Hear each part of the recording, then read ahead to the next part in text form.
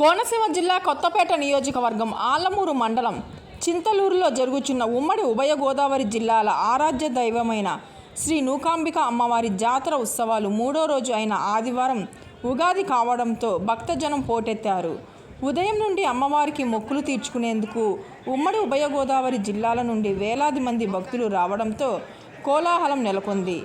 జాతర ఉత్సవాలు మూడో రోజు అయిన ఆదివారం అమ్మవారిని దర్శించుకునేందుకు వేలాది మంది భక్తులు వచ్చినట్లు ఆలయ అధికారులు తెలిపారు. అమ్మవారిని కొత్తపేట ఎమ్మెల్యే బండారు సత్యానందరావు, కొత్తపేట నియోజకవర్గం జనసేన పార్టీ అధ్యక్షులు బండారు శ్రీనివాస్, టీవీ సత్యనారాయణ రెడ్డి దర్శించుకున్నారు. భక్తుల తాకిడిని దృష్టిలో ఉంచుకొని Ravulapalem CI CH Vidyasagar, SIM Ashok భారీ బందోబస్తు ఏర్పాటు చేశారు. జాతర సందర్భంగా పలు రకాల దుకాణాలు, స్టాళ్లు, ప్రదర్శనలు, రంగుల రాట్నాలు అందరినీ ఆకట్టుకున్నాయి. భక్తులకు అసౌకర్యం కలగకుండా ఆలయ కార్యనిర్వహణ కార్యదర్శి ఉండవల్లి వీర్రాజు చౌదరి పర్యవేక్షించారు. విద్యుత్, త్రాగునీరు సరఫరాలో అంతరాయం లేకుండా ఆయా శాఖ ఏఈలు పర్యవేక్షించారు.